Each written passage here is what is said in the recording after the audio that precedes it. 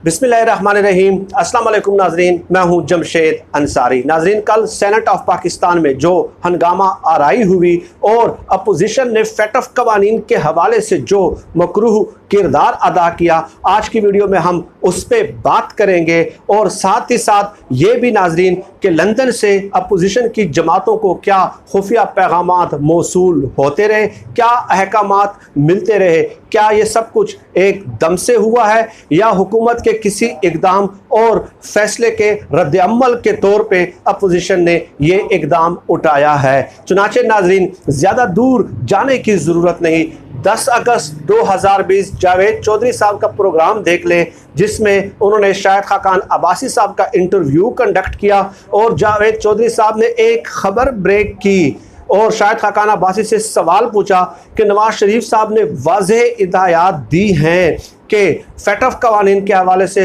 हुकूमत से किसी किस्म की रियायत न बरती जाए और फेटफ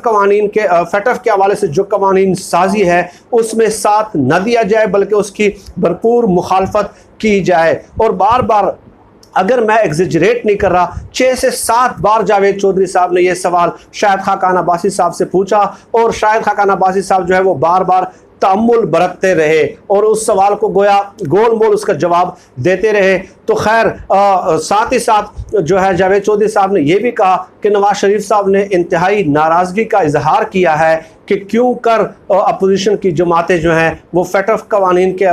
के हवाले से जो कवानीन साजी है उसमें हुकूमत की मदद व एयानत कर रही है। चुनाचे मजबूर हो के शाहिद खाकान अब्बासी साहब ने कहा कि मुझे इसका नहीं पता, लेकिन बहरहाल ये हमारे पार्टी का फैसला है। तो गोया अपोजिशन की जमातों को, ये 10 अगस्त की मैं आपको बात बता रहा हूँ, जो जावेद चौधरी साहब ने ही खबर ब्रेक की है, जो उनके वफादार और हिमायती और क्लोज सर्कल्स में शुमार किए जाते हैं, तो लंदन से ही पैगामात इनको मिले हैं। अब नाजरीन आ जाएं करंट डेवलपमेंट पे कि इमरान खान साहब ने गुज़श्ता 2-3 दिनों से एक केस को खुसूसी तौर पे फॉलो किया है और अपनी लीगल टीम को, हत्ता कि वजारत खारजा को भी ये हिदायत जारी की है कि नवाज शरीफ साहब की वापसी के लिए तमाम लीगल ऑप्शंस जो हैं वो एक्सरसाइज किए जाएं और कोई एक भी लीगल ऑप्शन जो है, मुमकिना ऑप्शन है, वो स्पेयर ना किया जाए। चुनाचे नवाज शरीफ साहब ने ये देख लिया और अपोजिशन की जमातों ने ये देख लिया कि उनके गिर्द जो है अब वो फंदा या घेरा जो है वो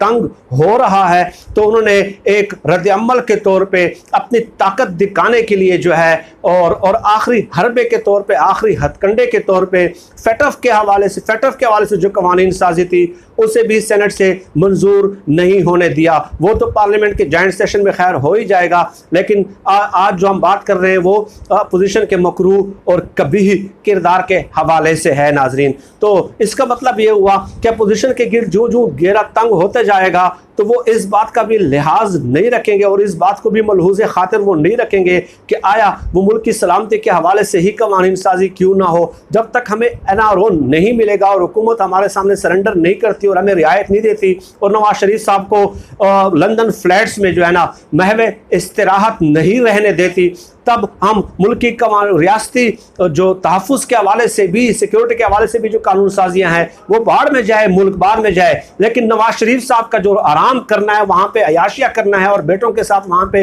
लंदन फ्लैट्स में जो है महवे इस्तिराहत रहना है, वो ज़्यादा ज़रूरी है। तो इसके अलावा और भी बहुत सारे केसेस हैं नाजरीन जो मंतकी अंजाम तक पहुंचने वाले हैं। शहबाज शरीफ साहब के, हमदा शहबाज के, इसके अलावा आसिफ जरदारी साहब के केसेस चल रहे हैं और उसकी तफसीलात हम आप लोगों को वक्तन फ़वक्तन अपने वीलॉग्स में बताते रहते हैं। तो उनके गिर्द घेरा तंग, तो उन्होंने जो है ना हुकूमत को आंखें दिखाना शुरू कर दी और ये आखिरी हथकंडे, आखिरी हरबे हैं। और उसके बाद जो है ना ये जिस तरह वो फड़फड़ाना होता है, मरने से पहले जो फड़फड़ाहट होती है, तो ये वही है। और इसके अलावा हुकूमत जो है अपोजिशन की जमातें और कुछ कर भी नहीं सकती। नाज़रीन, मैं आप लोगों की खिदमत में ये बात भी पेश कर दूं कि फेटफ ने मनी लॉन्ड्रिंग की रोकथाम के लिए पाकिस्तान से चंद इक़दामात का मुतालबा किया है और वो ये किया है कि मनी लॉन्ड्रिंग के रोकथाम के लिए आप एक मैकेनिज़्म डेवलप करके, एक इंस्टीट्यूशनल मैकेनिज़्म डेवलप करके हमें बताएंगे। ये नहीं कि आपने 2, 3, 4, 5 इनफरादी केसेस पे हाथ डाल दिया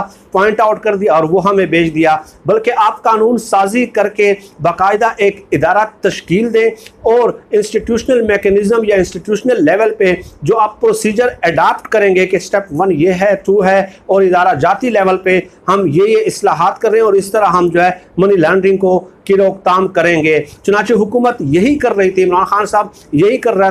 कर रहे थे, क्योंकि ये फेटफ की डिमांड है। अगर ये डिमांड्स पूरी नहीं की जाती तो पाकिस्तान के खुदा न खास्ता मेरे मुंह में खाक जो है वो ब्लैक लिस्ट में जाने के खदशात भी हो सकते हैं। लेकिन जब सियासी लीडरान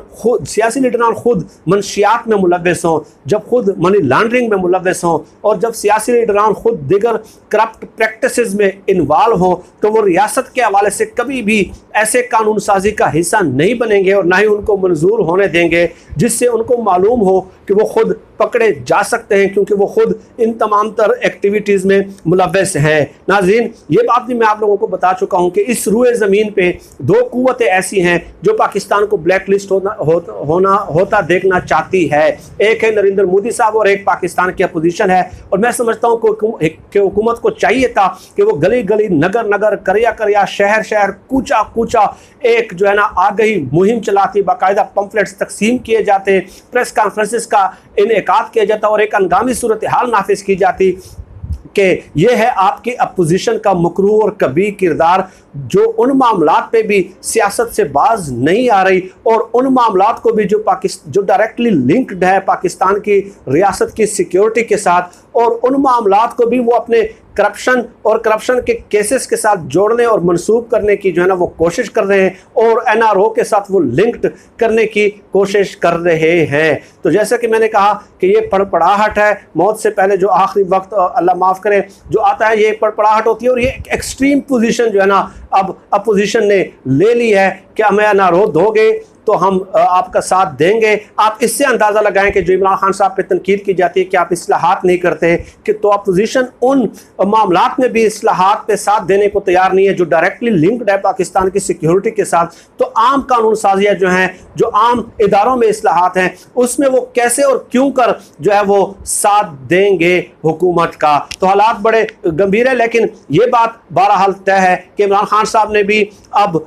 कल रात को अपने ट्विटर अकाउंट पे वाज़े बांगे दोहल ऐलान कर दिया है कि अब मैं आपके सामने वो ट्वीट पेश करता हूं कि मैं वाज़े कर दूं कुछ भी हो जाए मेरी हुकूमत एनआरओ नहीं देगी, क्योंकि ये कौमी ख़जाने पर डाका डालने वालों के मुहासबे के हवाले से कौम का एतमाद मजरूह करने के मुतरादिफ होगा। मुशर्रफ ने 2 सियासी रहनुमाओं को एनआरओ तो दिया, मगर उससे कर्जे कई गुना बढ़ गए और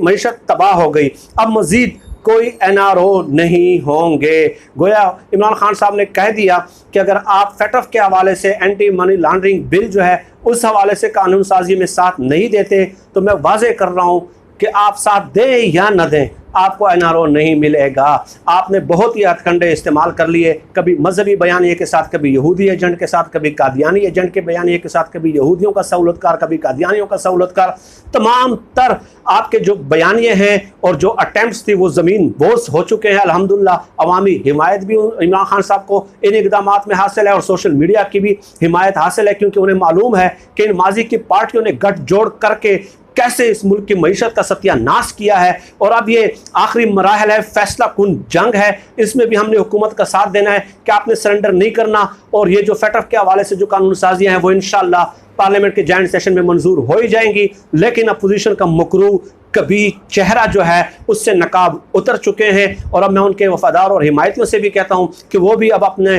जो ना रुजू कर लें इन लोगों से जिन लोगों ने गठजोड़ करके इस मुल्क को इस हालत तक पहुँचाया है। और इस किस्म के कानून साजियों के हवाले से भी वो जो है ना सियासत करने से बाज नहीं आती। लेकिन मैं आज सलाम पेश करता हूँ इमरान खान साहब को कि उन्होंने फिर ऐलान कर दिया कि नहीं दूंगा एनआरओ। आपने इस डायरेक्टली लिंक्ड जो सिक्योरिटी मामलात से लिंक्ड कवानीन है उसमें भी आप सियासतबाजी करते हैं। अगर करते हैं तो करें, नहीं साथ देते तो ना दें, लेकिन आपको एनआरओ नहीं मिलेगा। ये होती है लीडरशिप। और इसी तरह इमरान खान साहब को डटे रहना चाहिए। हम देखते हैं कि ये क्या कर सकते हैं और क्या नहीं कर सकते। ना खंजर उठेगा ना तलवार उनसे, ये बाजू मेरे आजमाए हुए हैं। अल्लाह हाफिज़।